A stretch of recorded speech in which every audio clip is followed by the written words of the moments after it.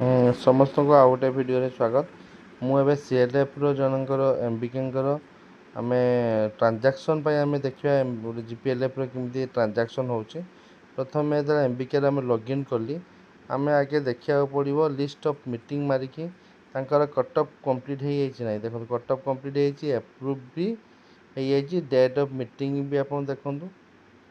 ତ ଆମର cut-off complete ହେଇଯାଇଛି। ଏବେ କ'ଣ କରିବାର ଅଛି, ଆମକୁ ଟ୍ରାଞ୍ଜାକ୍ସନ୍ କରିବାର ଅଛି। 3 ଡଟ୍କୁ ଯିବା, ତାପରେ ଜେନେରେଟ୍ ମିଟିଂ ମାରିବା। ଯେତେବେଳେ ଆମେ ଜେନେରେଟ୍ ମିଟିଂ ମାରିବା ସେ ଅଟୋମେଟିକ୍ ରେଗୁଲାର ଆସିବ।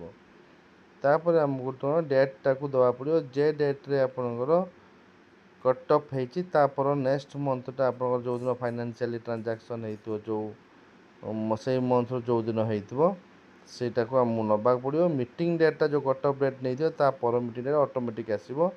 ତାପରେ ଆମେ ଏହାକୁ ଜେନେରେଟ୍ ମିଟିଂ କରିବାକୁ ପଡ଼ିବ। ଏମିତି କରିକି ଆମକୁ ଜେନେରେଟ୍ ମିଟିଂ କଲା ପରେ ଜେନେରେଟ୍ ମିଟିଂରେ ପ୍ରଥମେ ଆମକୁ ଏମିତି ଗୋଟେ ଇଣ୍ଟରଫେସ୍ ଆସିବ ଯେଉଁଠିକି ଲେଖା ହେଇଥିବ ପ୍ରେଜେଣ୍ଟ ଆବସେଣ୍ଟ ଲେଖା ହେଇଥିବ। ଏଟା ହେଉଛି କାହାର ନା ଏଇ ଆଟେଣ୍ଡାନ୍ସର ଦେବାର, ଯେଉଁ ଇସି ମାନେ ଯେଉଁ ଅଛନ୍ତି ତାଙ୍କର ଆଟେଣ୍ଡାନ୍ସ ନେବା ପାଇଁ ଏଇଟାକୁ କରାହେବ। ଆମେ ଏବେ କରିବାର ଅଛି। ଆପଣମାନଙ୍କର ଯେତିକି ଇସି ଅଛନ୍ତି ସେଇମାନଙ୍କର ଆଟେଣ୍ଡାନ୍ସଟା ଏଇଠି ନେବାକୁ ପଡ଼ିବ।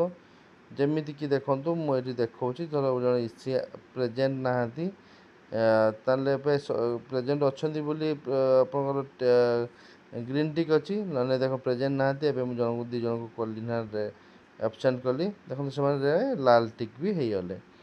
ତ ଯଦି ଆମର 100% ପେମେଣ୍ଟ ଅଛନ୍ତି ତାକୁ ପ୍ରେଜେଣ୍ଟ, ତାକୁ ସବମିଟ୍ ଏମିତି କରିବା, ଓକେ ଉପରେ କରିବା। ଏଇଟା ହେଲା ଆମର ଆଟେଣ୍ଡାନ୍ସ ଆମର କମ୍ପ୍ଲିଟ୍ ହେଇଗଲା। ତାପରେ ଆମର ଦେଖନ୍ତୁ ନେକ୍ସଟ ଅଛି ଲୋନ୍ ରିକ୍ୱେଷ୍ଟ। ଲୋନ୍ ରିକ୍ୱେଷ୍ଟ ମାନେ ଆମର ଯେତିକି ଜଣ SHG ବର୍ତ୍ତମାନ କ'ଣ ଭିଓ ଉପରେ ଅଛନ୍ତି, ଆମେ ତାକୁ ଏବେ SHG ଉପରେ କରିବା। ଏଇଟା କ'ଣ ନା ଯେଉଁ SHG CIF ନେବେ କିମ୍ବା PMFME ନେବେ ତା'ର ରିକ୍ୱେଷ୍ଟ ସେମାନେ ମହାସଂଘକୁ କରିଥିବେ, ସେଟାକୁ ଆମକୁ ଦେଖିବାକୁ ପଡ଼ିବ। ଏଭଳିଆ ଆଞ୍ଚଳିକ ମଞ୍ଚ ନେବେ, ଏଭଳିଆ SHGକୁ ବି ଦେଖେଇବେ। କ'ଣ ଦେବା, CIF ଦେବା, ଲେଖିଲି CIF loan to member of SHG ପକାଇଲେ ତାଙ୍କୁ। ତାପରେ ଏଇଟା CIF ଆପଣ ଯଦି ଚାହିଁବେ ବି PMFME ଏଠି ଅଛି, ଦେଖନ୍ତୁ PMFME ବି ଦେଖେଇ ପାରିବେ ଲୋନ୍ ରିକ୍ୱେଷ୍ଟରେ। ଯାହା ଯେଉଁ ମାସରେ ଯେତିକି ଲୋନ୍ ରିକ୍ୱେଷ୍ଟ ଅଛି ଦେଖେଇ ପାରିବେ। ଧର ମୁଁ ଏଠି ଆପଣଙ୍କର ରିକ୍ୱେଷ୍ଟ ଆମାଉଣ୍ଟ ଧର ଆମେ ଦେଇଦେବା, ଜଣେ ମାଗିଛନ୍ତି ସପୋଜ ଲକ୍ଷେ ଟଙ୍କା ମାଗିଛନ୍ତି। ଟେନ୍ୟୁଅର୍ ଆମର ଯେମିତି ଏଜ୍ ୟୁଜୁଆଲ୍ ଦେଉଛନ୍ତି 36 ମାସ, ମୁଁ ପକାଇଦେଲି 36 ମନ୍ଥରେ ପକାଇ ଦେଉଛି। ତାପରେ ଲୋନ୍ ରିକ୍ୱେଷ୍ଟ ଆଜିକା ଡେଟ୍ର ଲୋନ୍ ରିକ୍ୱେଷ୍ଟ ସେ ନେଇ ନେବ। ତାପରେ ଆପଣ ଯଦି ଚାହିଁବେ ବ୍ୟାକ୍ ଡେଟ୍ରୁ ଯଦି କେଉଁଠି ଥିବ ଯଦି ତାକୁ ବ୍ୟାକ୍ ଡେଟ୍ର ବି ଦେଖାଇ ପାରିବେ, ଲୋନ୍ ଦେଖାଇ ପାରିବେ। ତାପରେ ସେ ଯେଉଁ ଭ୍ୟାଲିଡ଼ିଟି ତାର 3 ମାସ ରହିବ, ସେଇଟା ଅଟୋମେଟିକ୍ ଆସିବ। ଆପଣଙ୍କର ସେଠି ଆଉ କିଛି କରିବାକୁ ପଡ଼ିବ ନାହିଁ। ଏମିତି କରିକି ସବୁ ଗୁଡ଼ାକର ଯେଉଁଗୁଡ଼ାକର ଲୋନ୍ ଆବଶ୍ୟକ ଅଛି, CIF ହଉ PMFME ହଉ SHG ଲୋନ୍ ଚାହିଁଛନ୍ତି ତାଙ୍କର ରିକ୍ୱେଷ୍ଟଟାକୁ ଦେବାକୁ ପଡ଼ିବ। ଏଇଟା ହେଲା ତା'ର ଇଣ୍ଟରଫେସ୍ଟା ମୁଁ ଆପଣମାନଙ୍କୁ ଦେଖାଇ ଦେଉଛି, ଯେଉଁଟାରେ କି ଭିଓ ପ୍ରଥମେ ପଡ଼ିବ, ତାପରେ SHGକୁ ଦେଖିବେ, ତାପରେ ଫଣ୍ଡ ସୋର୍ସ PMFME ବା ଦେବେ କିମ୍ବା CIF ଦେବେ, CIF community investment fund loan to SHG member. ତାପରେ ରିକ୍ୱେଷ୍ଟ ଯେତିକି ସେ ରିକ୍ୱେଷ୍ଟ କରିଥିବ ସେ ଆମାଉଣ୍ଟ ପକାଇବେ।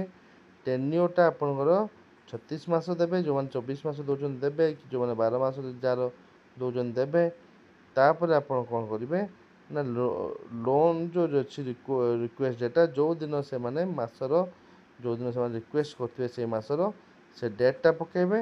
ଆଉ ଯେଉଁ ଭ୍ୟାଲିଡ଼ିଟିଟା ଅଛି ସବୁ ଲୋନ୍ ଉପରେ 3 ମାସର ଭ୍ୟାଲିଡ଼ିଟି ଥାଏ, ତାକୁ ପେମେଣ୍ଟ କରିବା ପାଇଁ କରିକି ତାକୁ ଏମିତି ସବମିଟ୍ କରିବେ।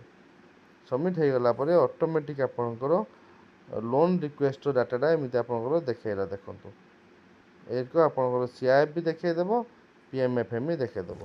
ଏଇଭଳିଆ ଆମର ଟ୍ରାଞ୍ଜାକ୍ସନ୍ର ଫାର୍ଷ୍ଟ ଫେଜ୍ ଆମର ସରିଯିବ। ନେକ୍ସଟ ଫେଜ୍ରେ ଉପରେ ଆମର ଦେଖନ୍ତୁ ଲେଖା ହେଇଛି ଟ୍ରାଞ୍ଜାକ୍ସନ୍ସ। ନେକ୍ସଟ ଫେଜ୍ରେ ଟ୍ରାଞ୍ଜାକ୍ସନ୍ର ପରବର୍ତ୍ତୀ ଭିଡ଼ିଓ ଯାହା ଅଛି ଆପଣମାନଙ୍କୁ ଆମେ ସେୟାର କରିବୁ। ଆପଣମାନେ ଫେଜ୍ ଫେଜ୍ ଏଇଟା ପାର୍ଟ 1ରେ ଆମେ ଆପଣଙ୍କୁ କ'ଣ ଶିଖାଇଲେ ନା ଆଟେଣ୍ଡାନ୍ସ କେମିତି କରିବେ, प्रथम जेनेट केमी करेंगे अटेंडेंस केमी कले आउ लोन रिक्वेस्ट आम केमी तार एंट्री करागला ये आपको शिखागला परवर्ती समय आम ट्रांजैक्शन फास्ट स्टेप एका स्टार्ट करवा समस्त को बहुत बहुत धन्यवाद।